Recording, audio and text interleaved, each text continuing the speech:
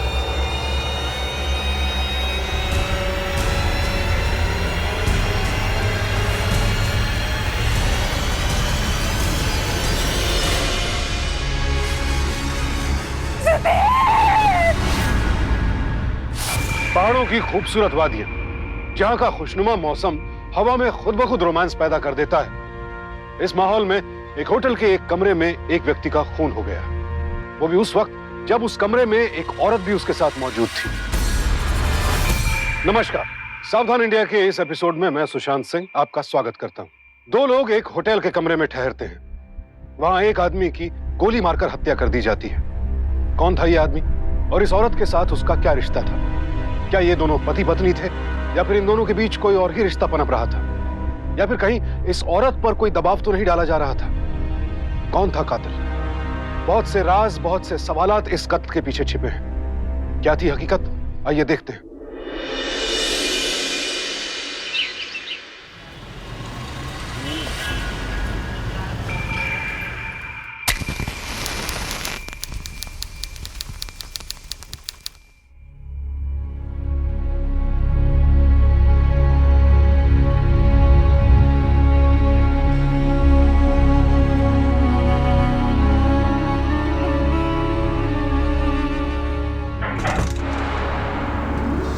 विशाल बेटा, कितना टाइम और लगेगा? जल्दी आओ, स्कूल के लिए देर नहीं हो रही है क्या? प्रणाम मैम साहब, ये आपका कपड़ा। पहले तुम्हें कभी देखा नहीं। कौन हो तुम? और सुनील कहाँ है? हम सुनील के भाई हैं मैडम। उसकी तबीयत बहुत खराब थी, इसके लिए हम आए हैं कपड़ा देने के लिए। लीजिए मैडम कपड़ा। तुम एक मिनट रुको, मैं भी आती। ठीक है मैडम।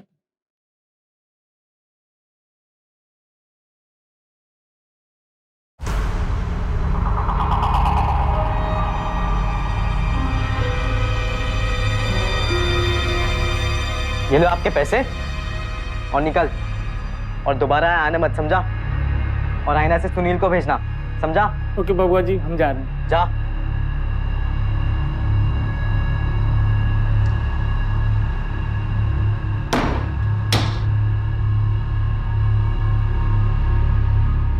अरे ये धोबी कहाँ गया? मैंने उसे पैसे दे दिए, वो चला गया। अच्छा, बड़ा अजीब आदमी है। चलो नाश्ता करो। ये लो परोठा खाओ, स्कूल के लिए दे रहा। मम्मी, आप ऐसे स्लीवलेस कुर्ती क्यों पहनते हो? मुझे ये सब पसंद नहीं। और अगर पहनना ही है तो कम से कम दुपट्टा तो ले लिया करो। बाप रे बाप, इतना रोक टोक।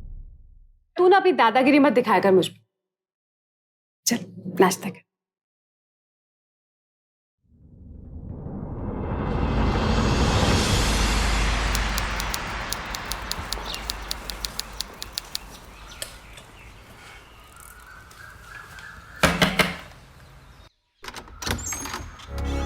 अरे भाभी, आप? देवा जी, आप कब लौटे? कौन है बेटा? अरे माँ, देखिए कौन आया है। भाभी आई है। ये यहाँ क्यों आई है? बोल दे इसको, हमें इसके हाथ का बना खाना नहीं चाहिए। पता नहीं ये रोज रोज खाना लेके क्यों आ जाती है। रोज मना करते हैं लेकिन चली आती है। अजीब बेशरम हो रहा है। माँ जी, मैं खीर लाई हूँ आपके लिए। आपको और बाबूजी को बहुत पसंद है ना, इसलिए। हाय राम, बेशर्मी की हद है। आदमियों की तरह जीन्स पैंट पहन के शर्म नहीं आई तुझे? नंगे हाथ करे घूम रही है। बस बस माँ बस, ये सब क्या बोले जा रही हो आप? अरे अच्छी तो लग रही है भाभी, क्या तकलीफ है इन कपड़ों में? और इतने प्यार से आपके लिए बाबूजी के लिए खीर लेकर आई है और आप मना कर रही हो, क्यों मना कर रही हो?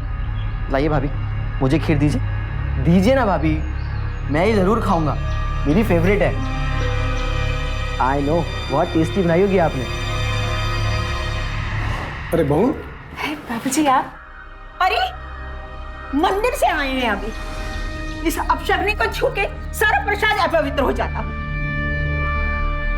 जीती रहे बेटी, खुश रहे। माँ, इसको पकड़िए। अरे ये पकड़ो प्लीज। हाँ बाबूजी, आप और मां अंदर जाके आराम करिए, मैं भाभी से बाहर जाके बात करता हूँ। आइए भाभी, चलिए, ये लीजिए थोड़ा सा प्रसाद खाइए। चलिए। सॉरी भाभी, माँ की बात का बुरा मत मानो। अरे देवर जी, आप सॉरी क्यों बोल रहे हैं? इसमें आपकी क्या गलती है? और रही बात माँ जी की, तो सास तो माँ समान होते हैं। अरे माँ की बात का क्या बुरा मानना? खैर छोड़िए उन सब बातों को। आप मुझे ये बताइए कि इतने टाइम बाद आप मुंबई से आए, हमारे घर नहीं आएंगे? क्यों नहीं भाभी, इतने दिनों बाद मिल रहा हूँ और ऐसा हो सकता है क्या कि मैं आपके घर ना आऊँ? तो फिर बताइए कब आऊँ? आप आज ही आ जाइए ना, विशाल आपको देख के बहुत खुश होगा। हाँ, बहुत बड़ा हो गया है वो। सच? एक बेटे को तो खा गई, अब दूसरे के पीछे पड़ी है, इसको भी खाकर ही चैन मिलेगा इसे।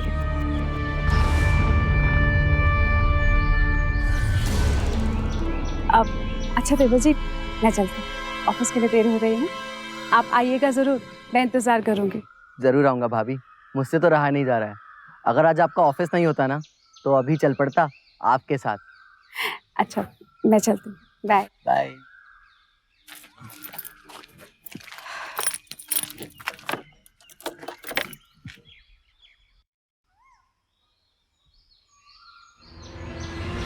Hey.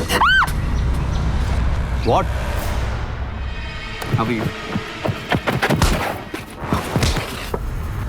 कौन है बे तू?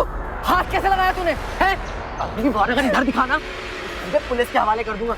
समझ में आ रही है तुझे? चल भाग, निकल ले। चल। इधर क्या देख रहा है? क्या देख रहा है तू? रास्ता उधर है, उधर। चल चल भाई, निकल ले, चल चल चल चल। भाभी, आप ठीक हो ना?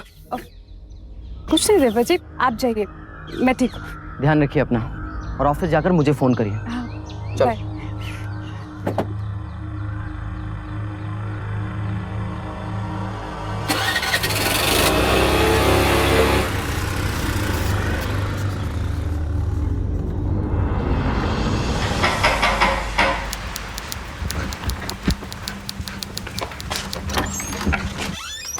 अरे चाचू, क्या कैसा है वो? अच्छा, आप कैसे हो? मैं बढ़िया हूँ। मुंबई से मेरे लिए कुछ लाए या नहीं? अरे ऐसा कैसे हो सकता है? तुमको और भाभी को भूल सकता हूँ क्या? आओ अंदर, ऐसी चीज लाया हूँ कि तुम देखते ही उछल जाओ। अच्छा सच में? देवर जी आप? ये तुम्हारा गिफ्ट, जल्दी से खोल कर देखो कि इसमें क्या है। ये मेरे लिए? ऑफ कोर्स विशाल, तुम्हारे लिए, नहीं तो क्या मेरे लिए। अब खोल के देखो इसे। थैंक यू चाचू। पसंद आया? हाँ बहुत अच्छा है। क्या बात है, बहुत अच्छा लग रहा है तुम्हारे हाथ पर। Thank you. और भाभी, ये आपके लिए। मेरे लिए? अरे इसकी क्या जरूरत थी? इसकी जरूरत थी भाभी। अब खोल कर देखिए इसमें क्या है।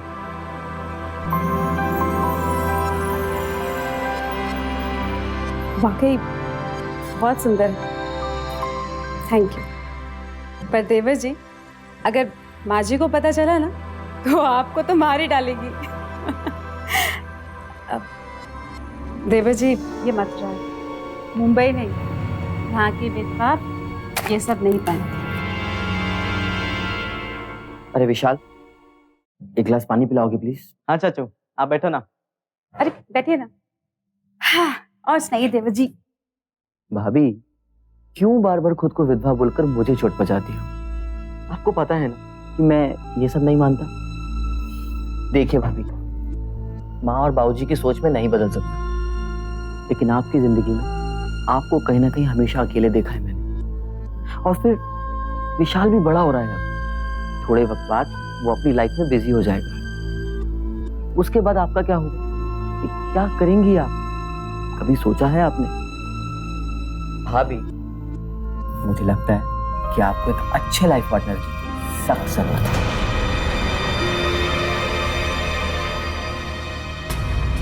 वाह देवर जी, आप तो अपनी भाभी की बहुत फिक्र करते हैं। अच्छा लगा ये सब देख। लेकिन आपको अपनी भाभी की फिक्र करने की कोई जरूरत नहीं। आपकी भाभी ने कुछ ऐसे रिश्ते बनाए जो मरते दम तक मुझे कभी अकेला नहीं छोड़े, हमेशा मेरे साथ रहेंगे।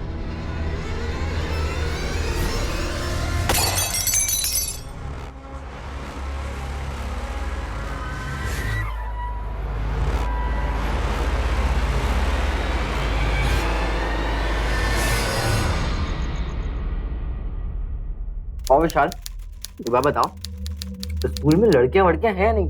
I mean, कोई खास दोस्त है कि नहीं? नहीं चाचू, कुछ नहीं, बस ऐसे ही है सब। अरे देवर जी, आप विशाल की बात छोड़िए, अपनी बात बताइए। शादी वादी का कुछ सोचा है कि नहीं? या कोई लड़की पहले से ही देख रखी है? अरे भाभी, ऐसा कुछ भी नहीं है। I mean, कोई लड़की आपकी जैसी मिली नहीं, और मुझे तो आपके जैसी सुंदर और सुशील कन्या से शादी करनी है। डिसाइडेड है भाभी। क्या देवर जी आपकी। पूरे मथुरा में सिर्फ एक ही मिताली है चाचू। पूरे मथुरा में क्या, पूरे वर्ल्ड में मम्मी जैसी सिर्फ एक ही पीस है, और मम्मी जैसी दूसरी पीस मिलना ना इम्पॉसिबल है। चलो खाना खाओ, फिनिश इट।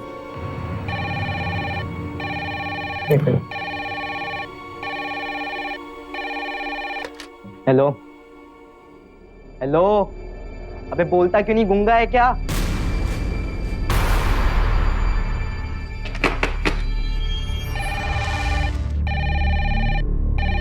हेलो, अरे डरपोक, हिम्मत नहीं तो कॉल क्यों करता है? हाँ,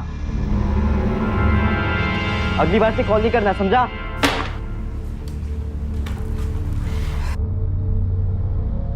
क्या हुआ विशाल, किस पे भड़क रहे थे? पता नहीं चाचू, 2-3 दिन से कोई ब्लैंक कॉल कर रहा है, लेकिन मुझे पता है ये कोई आदमी है, क्योंकि पहली बार जब कॉल किया था ना, तो मेरी आवाज सुनते ही इसने कॉल काट दिया था।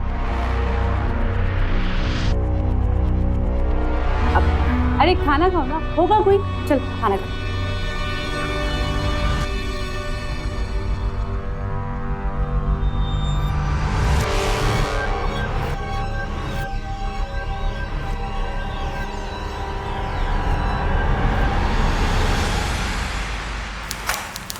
Good morning, Adarsh export. Yes sir.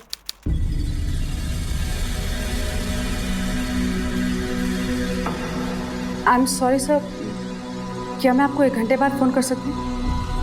Thank you sir.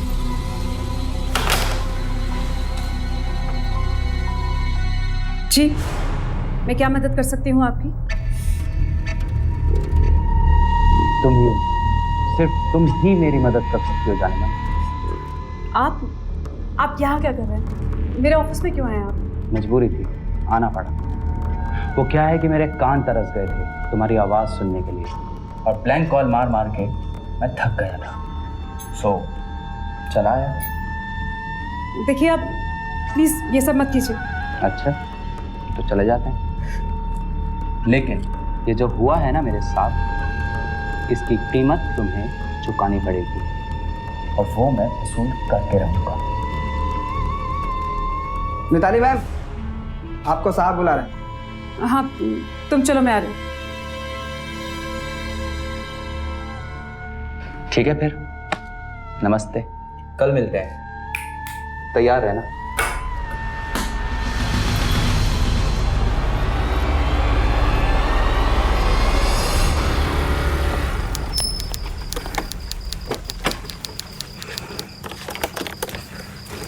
विशाल, ये क्या बदतमीजी है? क्या जरूरत थी तेरे को लस्सी वाले से झगड़ा करने की? मम्मा, वो आपसे ऐसे बात कैसे कर सकता है? मैंने उसे देखा, उसकी नजर कितनी बुरी थी, कुछ पता है क्या आपको? तेरा गुस्सा ना हमेशा नाक पे चढ़ा रहता है, कंट्रोल कर इसे जरा। खैर छोड़, मैं तुझे एक बात बताना भूल गई। मैं कल ऋषिकेश जा रही हूँ। ऋषिकेश क्यों? बेटा ऑफिस की एक इंपोर्ट एक्सपोर्ट की बहुत बड़ी कॉन्फ्रेंस है और बॉस चाहते हैं कि उनका स्टाफ उनके साथ रहे, इसलिए। तू चिंता मत कर, मैं 2 दिन में आ जाऊंगी। संडे था। आप बस अपना ख्याल रखना, ठीक है? चला बंदर बुद्धू। माँ कुछ रखा है?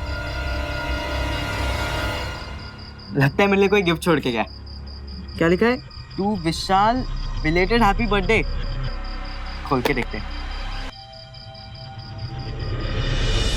वाओ माँ, न्यू फोन। माँ आपको पता है ये फोन के लिए मैं कितने दिनों से तरस रहा था। लेकिन इसको भेजा किसने होगा? नाम तो लिखा नहीं है। अरे मैं कैसे बताऊं किसने भेजे? हाँ लेकिन जिसने भी भेजा है ना, उसे ये पता था कि पिछले महीने तेरा बर्थडे था, है ना? अब जब तक भेजने वाले का नाम पता नहीं पता चल जाता तब तक तू मजे करना, क्या प्रॉब्लम है? चल अंदर।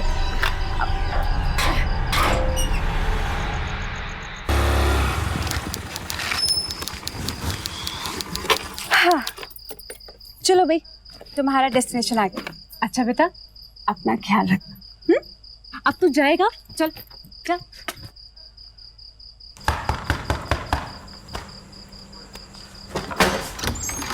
अरे विशाल, तो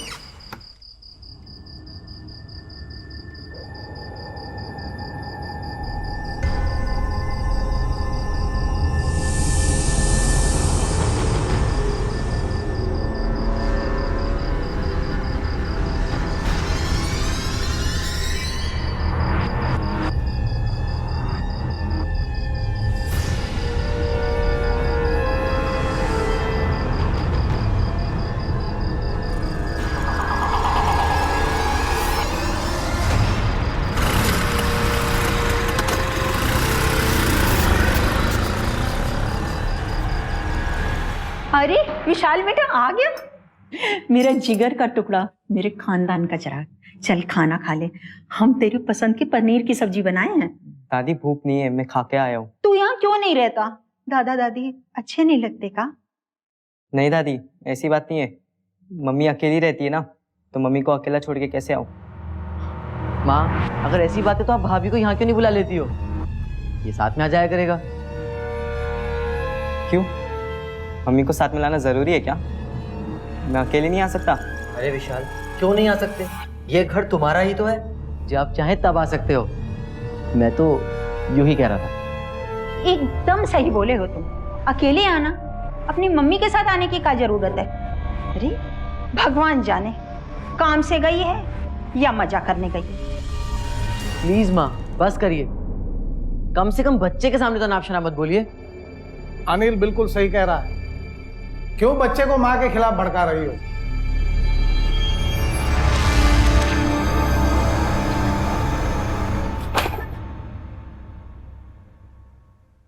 चाम, क्या हुआ? लैपटॉप पे गेम खेलोगे? Very good boy. तो फिर ये लो, जितना गेम खेलना है उतना गेम खेल लो, ठीक है?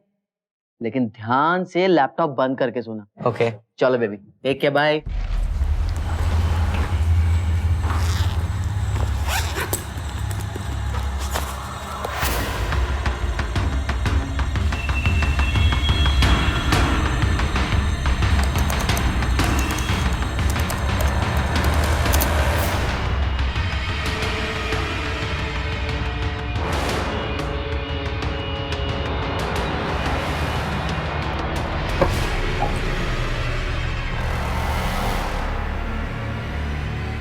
बहुत गलत कर रही हो मम्मी। उस कमीने को छोड़ूंगा नहीं मैं, मार डालूंगा। हेलो। हेलो गगन, मुझे पिस्तौल चाहिए। अरे विशाल, पागल हो गया है क्या तू? खिलौना थोड़ी है जो कहीं पर भी मिल जाएगा। यार मुझे वो सब नहीं पता, तू कैसे भी करके मुझे इंतजाम करके दे। एक बार फिर से सोच ले विशाल। सोच लिया, अब क्या लिख कर दूं तुझे? ठीक है।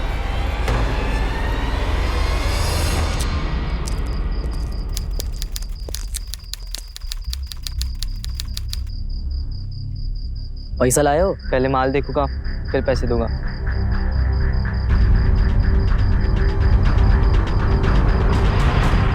ये खेलने की चीज नहीं है बाबू। अगर ये चल गया ना तो आदमी का जान जा सकता है। थोड़ा संभल कर चलाना।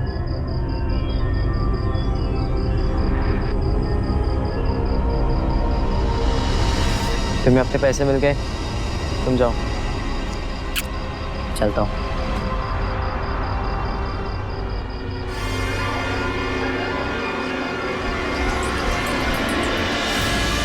चलो चलो वसूली लिए गाड़ी जा रही भाई।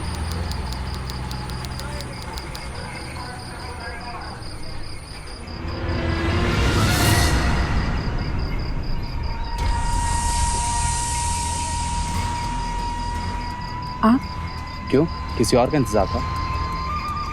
इतने दिनों बाद ही सही, कुछ दिनों के लिए ही सही, कम से कम हम दोनों साथ तो होंगे। लेकिन किसी ने हमें देख लिया तो? इतने टाइम के बाद हम दोनों को एक साथ वक्त बिताने का मौका मिला है और तुम डर रही हो। सिर्फ 2 ही दिनों की बात है, मैं हूं ना, कुछ नहीं होगा। चलो चलो मसूरी के लिए गाड़ी तैयार है। Come on.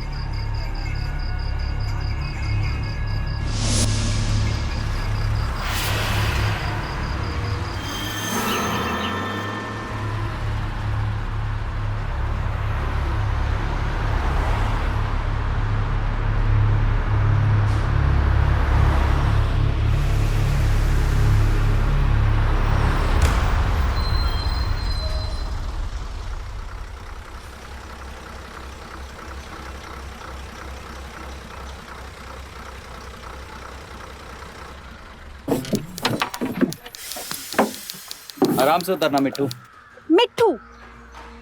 मैं क्या तुम्हारी तोती हूँ जो तुम मुझे मिट्टू बोल रहे हो? ऑफ कोर्स, तुम मेरी तोती हो, तुम मेरी मैना हो, तुम मेरी मिट्ठू हो। मिट्ठू मैताली।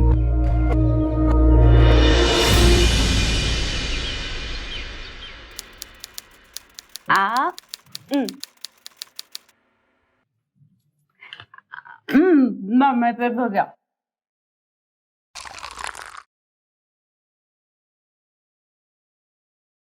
मिताली, हम लोग आखिर कब तक ऐसे छुप छुप के मिलते रहेंगे?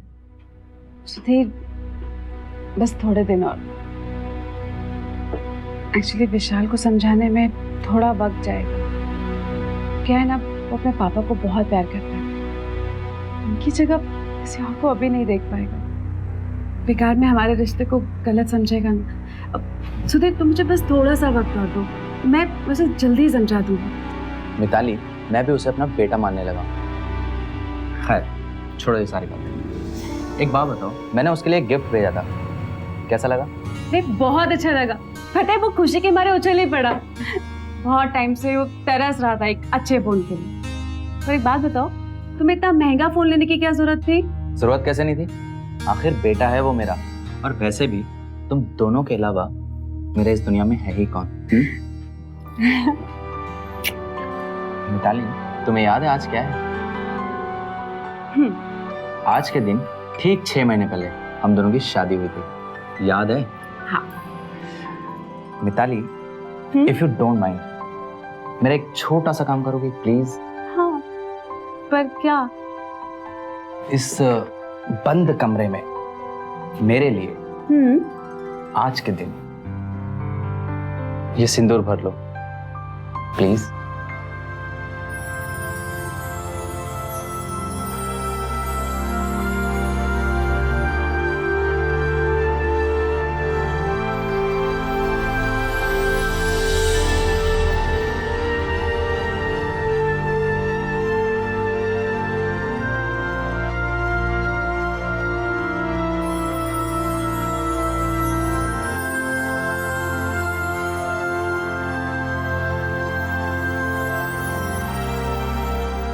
You're looking so beautiful. I love you. I love you.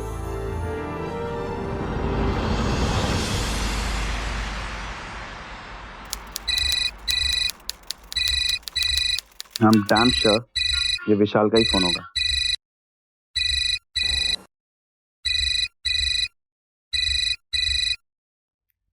Hello विशाल बेटा, कैसा है? और तूने आज पूरा दिन मुझे फोन नहीं किया। बेटा, अभी अभी मेरा कॉन्फ्रेंस खत्म हुआ है, मैं कल तक आ जाऊंगी, ठीक है? तू अपना ध्यान रखना। हाँ ठीक है मम्मी, आप भी अपना ख्याल रखना। बाय।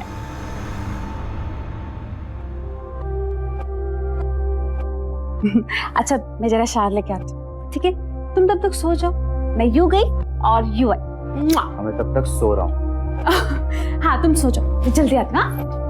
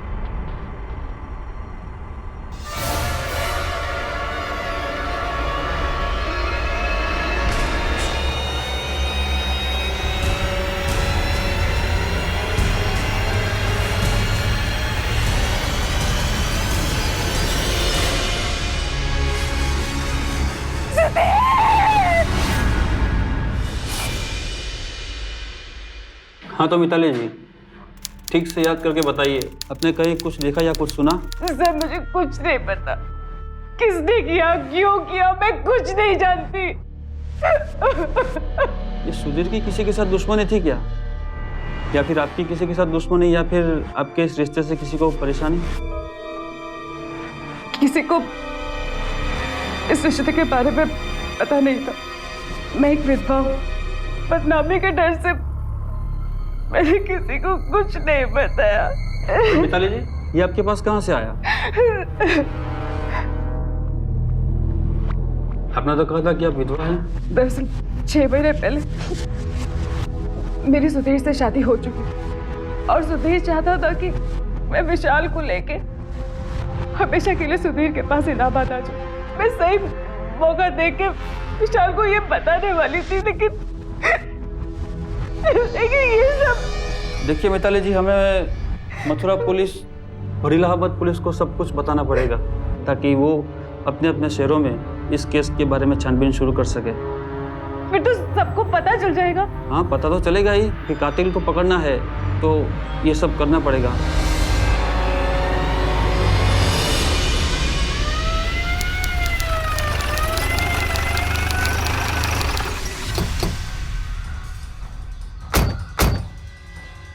अरे शर्मा जी के घर पुलिस क्यों आई है?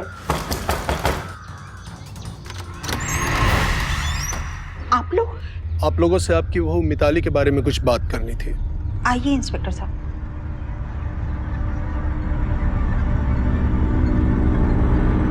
कहाँ हुआ मिताली को? ठीक तो है ना मिताली बिटिया? देखिए, आप लोग घबराइए नहीं, आपकी बहू को कुछ भी नहीं हुआ है, वो बिल्कुल ठीक है। लेकिन उसके साथ जो आदमी था उसका कत्ल हो गया। क्या पहचानते हैं आप इसे? यही वो आदमी है जो मिताली के साथ मसूरी में था, इसी का कत्ल हुआ है। सुन लिए ना, देख लिए अपने बहू के लक्षण। हम पहले ही कहते थे कि इस विधवा का चाल चलन ठीक नहीं है, लेकिन आप मानते ही नहीं थे। लो देख लो। अरे पहले तो हमारे बेटवा को खा गई और अब जो बचे हुए जते वो भी खा गई। हमें पता चला है आपका पोता विशाल भी आप ही के साथ रहता है। जरा बुलाइए उसे, हमें उससे भी पूछताछ करनी है। 14 साल के बच्चे से आप क्या पूछेंगे इंस्पेक्टर साहब? देखिए, हमें छानबीन तो करनी ही पड़ेगी, शायद वो इस आदमी को जानता हो। देखिए, शुक्रवार से वो घर से बाहर है। हाँ, वैसे कल फोन किया था, आज आने का कहा था। कुछ छोड़कर गया है क्या? हाँ, एक बैग है ऊपर उसके कमरे में। चलिए दिखाइए हमें। आइए इंस्पेक्टर साहब।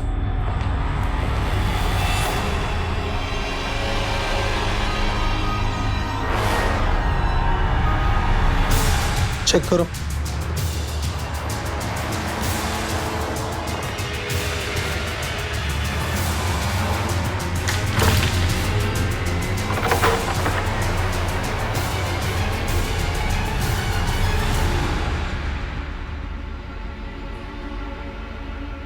इसका मतलब विशाल सुधीर और मिताली के रिश्ते के बारे में जानता था।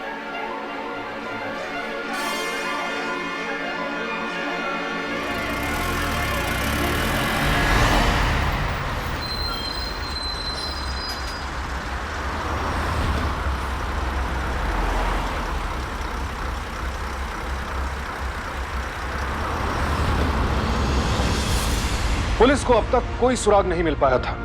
मिताली का बेटा विशाल और उसका देवर अनिल दोनों ही गायब थे और दोनों के पास कत्ल की माकूल वजह थी।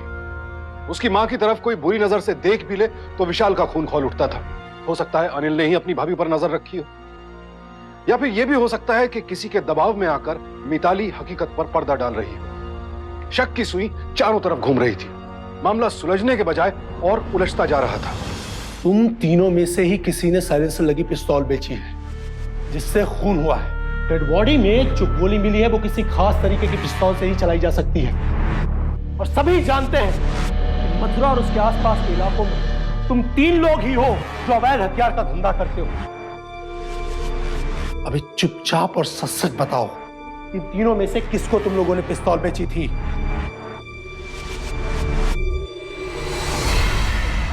बोलो। कुछ दिन पहले ये लड़का विशाल हमसे पिस्तौल और साइलेंसर लेकर गया था साहब। कब बेचा था? साहब जिस दिन खून हुआ था उससे ठीक 1 दिन पहले रात को साहब। ये झूठ बोल रहा है। इंस्पेक्टर साहब, मेरा बेटा ऐसा नहीं कर सकता। वो पिस्तौल कभी नहीं खरीदेगा। मिसेस शर्मा, मेरा नाम इंस्पेक्टर राजेश है। आपने पुलिस स्टेशन आकर रिपोर्ट करके बहुत अच्छा किया। बैठिए, हमें आपका भी स्टेटमेंट लेना है। देखिए, आप पहले मुझे ये बताइए कि मेरा बेटा विशाल का है। आप परेशान मत होइए, शक की बिना पर किसी को पकड़ा नहीं जाएगा। बैठिए, लीजिए, थोड़ा पानी पी लीजिए।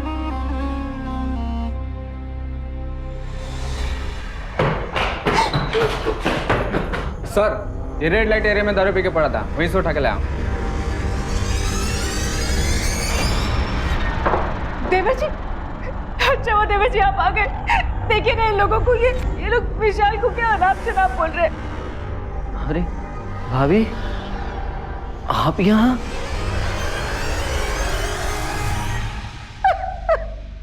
सरीन, ले जाकर तीनों को बंद कर दो।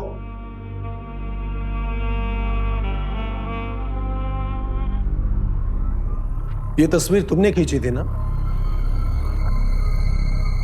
अरे सर, ये तो वही गुंडा है जो उस दिन मिताली को।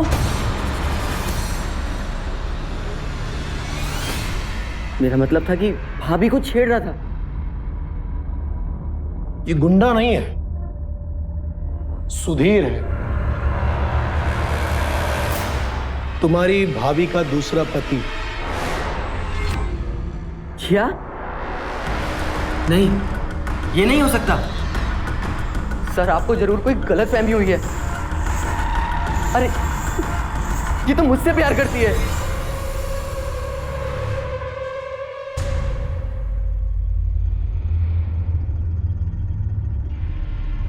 देवर जी, ये क्या कह रहे हैं आप देवर जी? मैंने कब कहा आपसे ऐसा कुछ? हाँ, मैं सिर्फ सुधीर को प्यार करती थी और अब वो भी मुझे इस दुनिया में अकेला छोड़ के चला गया। विशाल कहाँ है? हमें पता चला है उसके पास पिस्तौल है। हमें लगता है शायद उसने ही। आप कैसी बात कर रहे हैं इंस्पेक्टर साहब? मैं मानता हूं कि विशाल भाभी को लेकर थोड़ा प्रोटेक्टिव है, लेकिन इस बात का मतलब ये बिल्कुल नहीं कि वो किसी का खून कर देगा। गायब होने के बाद विशाल से कोई बात हुई है तुम्हारी? कुछ बता सकते हो? अभी कहाँ हो सकता है वो? बता सकता हूँ। एक्चुअली परसों रात जब मैं अपने दोस्त के साथ बाहर घूम रहा था। विशाल यहाँ क्या कर रहा है? विशाल, तुम इस वक्त यहाँ पे क्या कर रहे हो? चाचू, आप यहाँ इस समय? खैर छोड़ो, गाड़ी में बैठो, चलो घर चल के बात करते हैं। इंस्पेक्टर साहब, विशाल बहुत परेशान लग रहा था। मैंने उससे पूछा कि बात क्या है, तो कहने लगा चाचू को इम्पोर्टेंट मैटर है जिस पर मुझे डिसीजन लेना है। और मेरे लाख पूछने के बाद उसने मुझे कुछ नहीं बताया और उसको उसके दोस्त के घर छोड़ दिया। And I am sure sir, वो दोनों दोस्त पूरे वीकेंड घर पर ही रहे होंगे।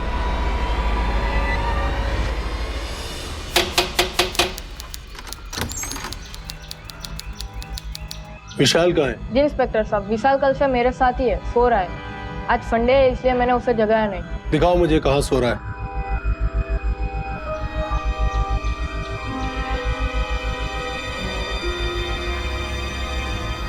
विशाल, उठो।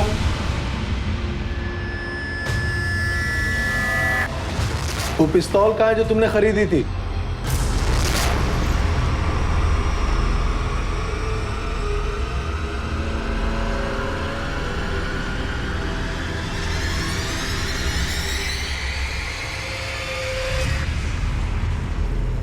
इसमें से तो एक भी गोली नहीं चली। अभी सच सच बताएगा? चल, सच सच बोल। अगर झूठ बोला ना तो इतना मारूंगा कि तू सह नहीं पाएगा। पहले तो मुझे विशाल और अनिल पर शक, और मैं छानबीन भी उन्हीं के खिलाफ कर रहा था। मुझे ख्याल आया कि क्यों ना तेरी भी कुछ मालूमात की जाए। आखिर तू भी तो पूरे वारदात से जुड़ा हुआ है। फिर हमने तेरे घर की तलाशी ली। तेरे घर के सामने के कचरे के ढेर से हमें यह मिला। ये देख फोटो, मिताली सुधीर का। साहब इसके बारे में कुछ नहीं जानते साहब। हमारे पास हम साबित कर सकते हैं कि सुधीर का कत्ल तूने ही किया था। लेकिन उससे पहले मैं ये जानना था कि तूने ऐसा क्यों किया था, क्यों कर रहा था तू सुधीर और मिताली का पीछा। सच बताएगा? बताएगा कि नहीं बताएगा? जाने से पहले तुझे मैं वो सजा दूंगा, तेरी रूह कांप जाएगी साले। साहब मैं सब बताता हूँ साहब आपको। साहब आप मुझे मत मारिए साहब, मैं आपको सब कुछ सच बताता हूँ साहब। इस सच है कि हमने ही खून किया है साहब, पर हमें खून के पैसे दिए गए। किसने दी थी तुझे सुपारी? नाम बता उसका। उसका नाम हम नहीं जानते साहब, और ना ही हमने उसे कभी देखा है साहब। वो मुझे टेलीफोन से फोन करता था साहब, जो वो करने को कहता था साहब मैं वो करता था साहब। हम सच कह रहे साहब, आपने कुछ नहीं किया। सर इसकी सारी कॉल रिकॉर्डिंग आ चुकी है। तो पहले इसकी कॉल डिटेल्स ही देख लेते हैं। साहब छोड़ दो साहब।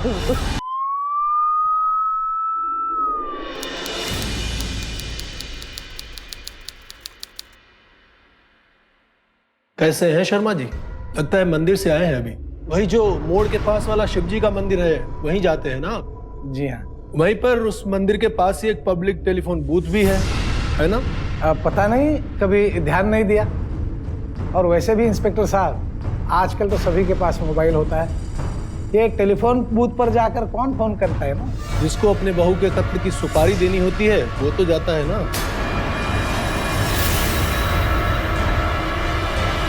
ये आप क्या बकवास कर रहे हैं इंस्पेक्टर साहब? सबूत है हमारे पास। मुन्ना के कॉल रिकॉर्ड्स में शर्मा जी का नंबर मिला है। हेलो। हाँ बाबा प्रणाम, मुन्ना बोल रहे हैं। अरे मुन्ना, कितनी बार हम तुमको कहे हैं कि हमारे मोबाइल पे फोन मत किया करो। अरे एक जरूरी बात थी तुमसे। अरे वो तुम्हारे पोता का फोन आया था हमारे पास और कह रहा था पिस्तौल चाहिए। लगता है उसको पता चल गया है कि उसकी माँ का चक्कर चल रहा है किसी के साथ। अच्छा है, दे दो। जब उनको पता चला कि मिताली जी का किसी के साथ चक्कर चल रहा है और वो अपने बॉयफ्रेंड के साथ मसूरी घूमने जा रही हैं, तो इन्हें लगा कि इससे अच्छा मौका क्या हो सकता है। इन्होंने मुन्ना से कहा कि मसूरी में ही मिताली जी का काम तमाम कर दे।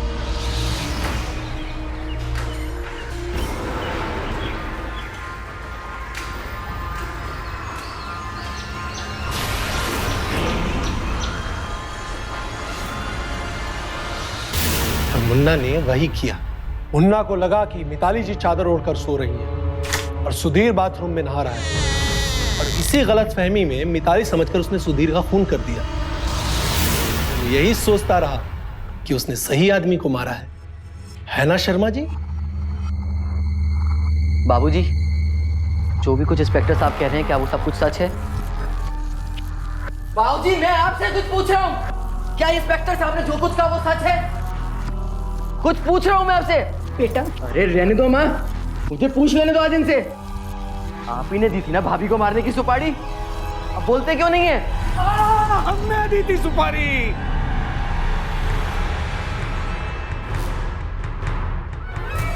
मिताली को मारने की सुपारी मुन्ना को हमने दी थी। काहे जानते हो? हमारा बेटा हमरे बुढ़ापे की लाठी इस औरत के पीछे घर छोड़कर चला गया था। उसका कमाया हुआ पैसा, घर-बार, जायदाद जो हमारी थी, उस पर इस औरत का हक बन गया। अगर सुधीर से शादी कर लेती तो हमरे बेटे का खून पसीने का कमाई सुधीर का हो जाता। फिर हमने सोचा कि अगर ये चरित्रहीन औरत मर जाए तो सारी जायदाद हमारी हो जाएगी। बाबूजी एक बार बोल देते आप हमसे, सारी जायदाद आपके नाम कर देते बाबूजी। अरे वैसे भी हम विशाल को लेके हमेशा के लिए इलाहाबाद जाने की सोच रहे थे। मुझे और मेरे बेटे विशाल को आप लोगों से कुछ नहीं चाहिए था, कुछ नहीं, और ना ही सुधीर को कुछ चाहिए था। वो तो मेरे साथ बस थोड़ा सा वक्त बिताने के लिए यहाँ आया था, लेकिन आपने उसकी जान ले ली बाबूजी। हमेशा के लिए छोड़ के चला गया वो हमें, सिर्फ आपकी वजह से बाबूजी। ले चलो शर्मा जी को।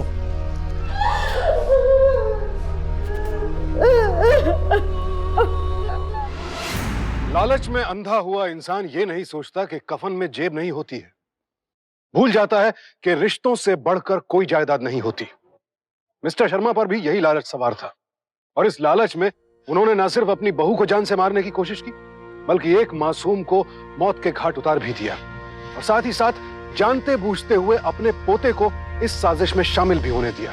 मिताली के ससुर राजेश शर्मा को कत्ल की साजिश करने, कत्ल करवाने और आपराधिक षड्यंत्र के जुर्म में आईपीसी के सेक्शन 108, 302 और 120 बी के तहत उम्र कैद की सजा सुनाई गई। उधर मुन्ना को गैर कानूनी हथियार रखने और बेचने के लिए आर्म्स एक्ट 1959 और कत्ल के लिए आईपीसी के सेक्शन 302 के तहत दोषी पाया गया और उम्र कैद की सजा सुनाई गई। विशाल को भी अवैध हथियार रखने के लिए आर्म्स एक्ट के तहत दोषी पाया गया, लेकिन चूंकि वो नाबालिग था इसलिए उसे 6 महीने के लिए चिल्ड्रन रिमांड होम भेज दिया गया।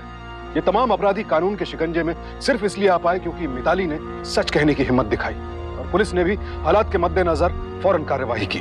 अपराध पनपने की कई वजहें होती हैं, लेकिन सबसे ज्यादा बढ़ावा अपराधियों को मिलता है जब हम अपराध होते देखकर चुप रह जाते हैं। इसीलिए अगर आपके आसपास कुछ भी गैर कानूनी हो रहा है तो चुप मत बैठिए, आवाज उठाइए, जुर्म को जड़ से मिटाने के लिए कानून का साथ दीजिए, क्योंकि अभी नहीं तो कभी नहीं। इसी प्रार्थना के साथ अब मैं सुशांत सिंह आपसे विदा लेता हूं। फिर मुलाकात होगी यूपी में जुर्म से जंग लड़ने वाली हौसले भरी ऐसी एक और सच्ची दास्तान के साथ। देखते रहे सावधान यूपी, फाइट बैक नाउ।